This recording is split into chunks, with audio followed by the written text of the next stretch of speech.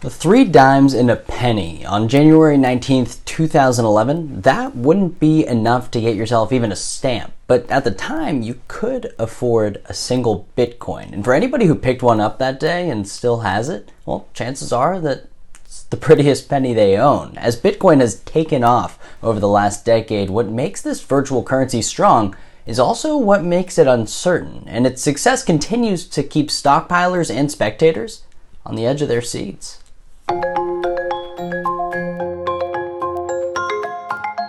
We sell gold and silver, so it's interesting. If it's called digital gold, we want to have a part of it.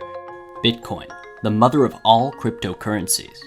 Call it an investment in the invisible, but since the first transaction with it in 2008, the tender of the tech world has continued to prove analysts wrong and make its early investors ridiculously wealthy. And people are interested in it.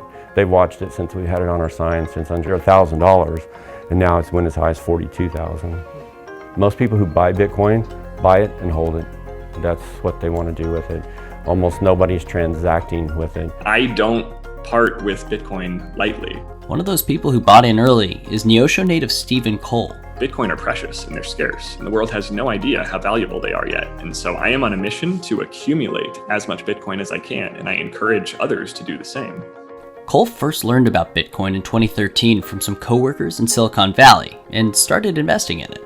Now, 8 years later, the Missouri Southern grad is a vocal advocate for cryptocurrency, both through social media and by investing in startups.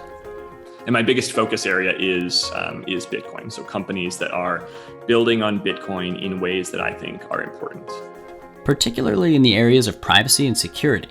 While the value of a single Bitcoin has grown by 400% since this time last year, economists continue to see it as a risky investment, in part due to its lack of regulation, something that Cole identifies as one of the trade-offs of a decentralized currency.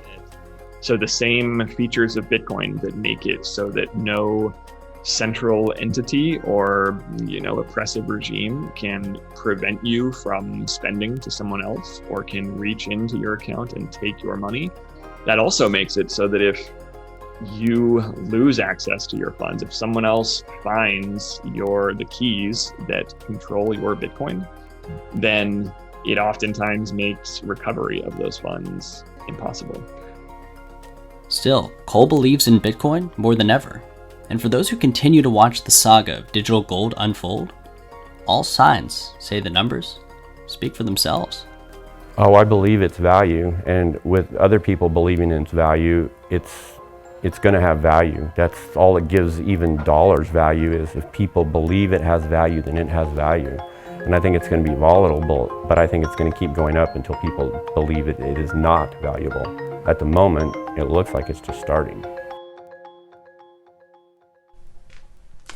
Well, for more information about Bitcoin, we're going to have a lot on our morning show page, and later on today I'm going to be posting on my Facebook page a little 101 about how Bitcoin and the technology behind it works. We'll be right back on the KOA Morning News right after this.